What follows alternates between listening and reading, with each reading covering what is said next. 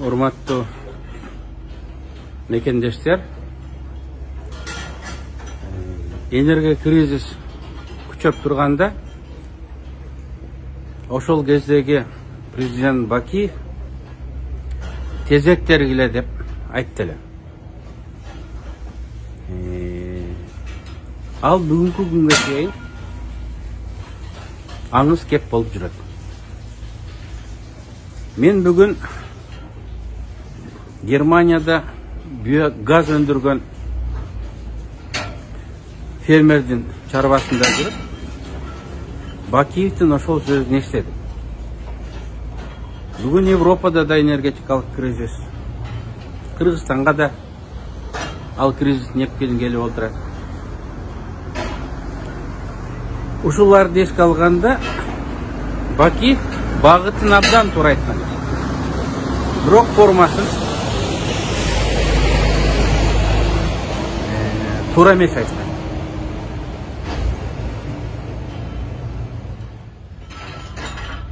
Бул фермердин 1000ге жакын уй бар экен. Биз турган фермасында 500 уй бар экен. Булар күнүнө 50 тонна кык чыгарышат экен. 15 тоннага жакын сүт. Кеп азыр сүт эмес, кык жөнүндө, тезек жөнүндө болмокчу.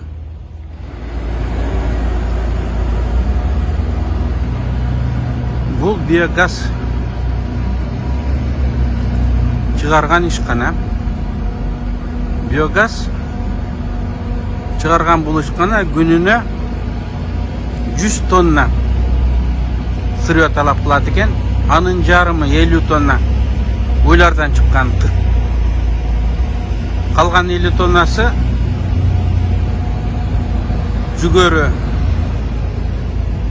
жана чөптөрдөн жасалган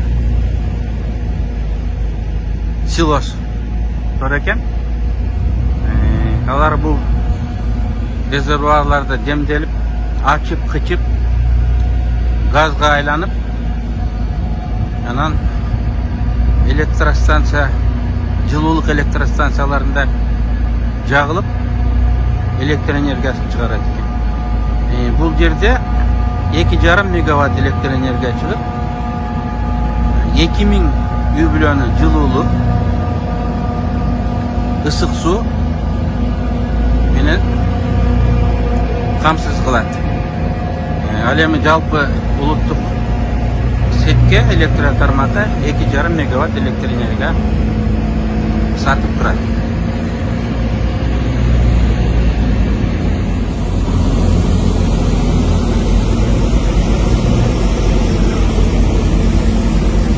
Кою силос жытанган жер экен. Айылдын жыты мынасындай жерде чоңойгонбуз. Бул жыт чамасы кийимдерге сиңип, биз Берлинге чейин алып кетет окшойбуз. Мына бул жакта мен артында силос чуланган ямалар турат.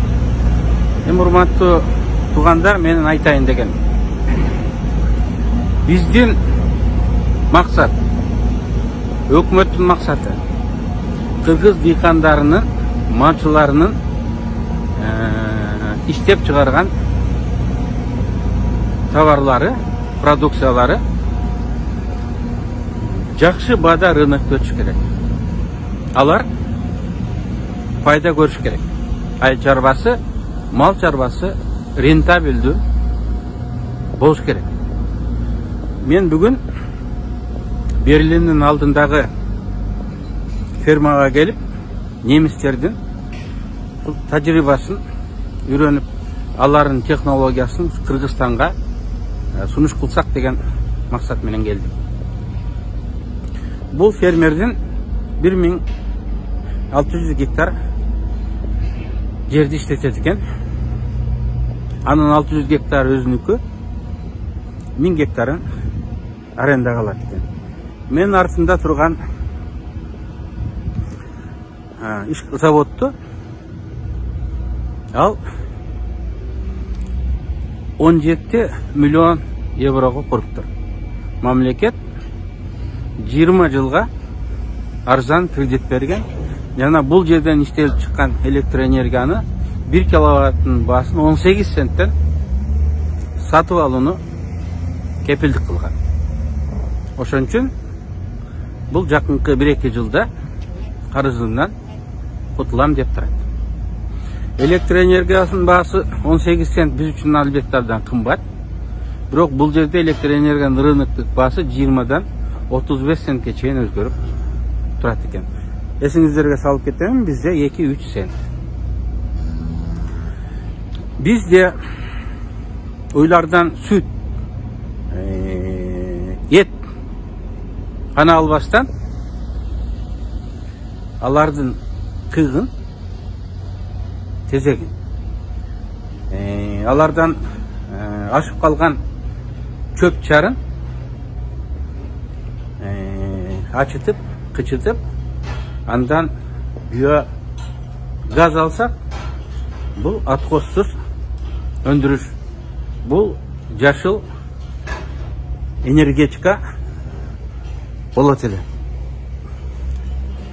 Бул бизде сырттан энергетикалык көз карандырсыздыктан гана сактабастан өзгөчө тоолуу жерлерде Газпром түзүктөр менен газ жеткире албаган жерде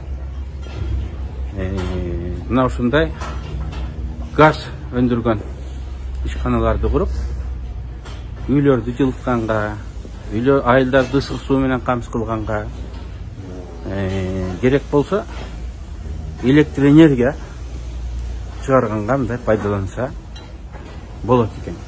Анын үчүн сөзсүз түрдө мамлекет жардам бериш керек.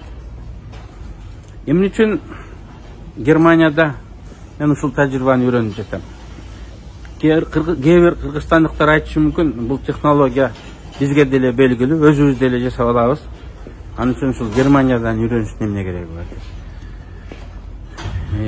Евросоюздун жашыл борбордук Азия деген программасы бар. Ошол программанын алкасында финансылык жардам көргөзүү да каралган. Биздин максат технологияны булардын акчасына узартылган мөөнөттөгү кредиттер менен Кыргызстандын фермерлерине жардам берүү. Бул фермер айтат, 3 үйү бар, 10 үйү бар, 50 үйү бар малчыларга дагы газ чыгарган установкаларды жасап бере алабыз. Атайын контейнердеги мобилдүү установкаларды жасап бере алабыз. Аны тоого чыкканда дагы, башка жака көчкөндө дагы алып барып, өзүңдүн үй бүлөңдү энергия менен камсыз кылсаң болот. Бул ысык суу, бул үйдү жылытуу, мына ушуга окшогон отхозсуз өндүрүш ыкмаларын биз өзгө киргизишибиз керек. Германияда 10 000 ушуга окшогон завод бар экен. 10 000. Ал эми жанындагы кичинекей Данияда алар өлкө керек деген газдын 40%-ин биогаз установкалары берет экен.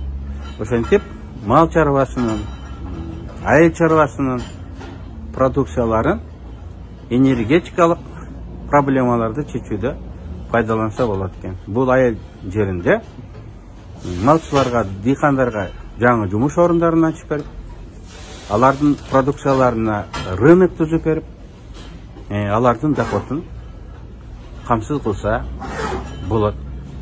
Мен мындан кийин сафлердон, башка өсүмдүктөрдөн май чыгарып, биодизел деп, дизель майына 10-дан 20%-ке чейин аралаштырып сатуу ыкмасын дагы сиздерге тааныштырам. Ошондой эле Германияда биоэтанол деп бензинге 20%-ке чейин өсүмдүктөрдөн чыккан спиртти кошуп сатып, айыл жерлеринин продукциясын өткөргөнгө, фермерлердин доходунун кирешесинин кепилденишине шарт түзүшөт экен. Ал тажрыйбаны дагы жакында мен барып көрүп үйрөнүп биздин өкмөткө сунуш кылдым. Мен өкмөткө пилоттук проекттерди түзүп, тигил же бул региондо мал чарбасы бар фермерлерге базасында ушул тажрыйбаны жайылтып, мамлекеттин дыйкандарды, малчыларды колдоо саясатын ыраттуу жүргүзүүнүн жолун сунуш кылат элем. Мен жана айткандай, өкмөттүн колдоосусуз узунга созулган кредит бермейинче жөнөкөй малчылар, дыйкандар мындай технологияларды өздөштүрө албайт. Эгер мамлекет жардам берсе, бул технология бүтүндөй Кыргызстанга энергетикалык көз каранды эместикти камсыз кылууда, жакырчылыкка күрөшүүдө чоң жардам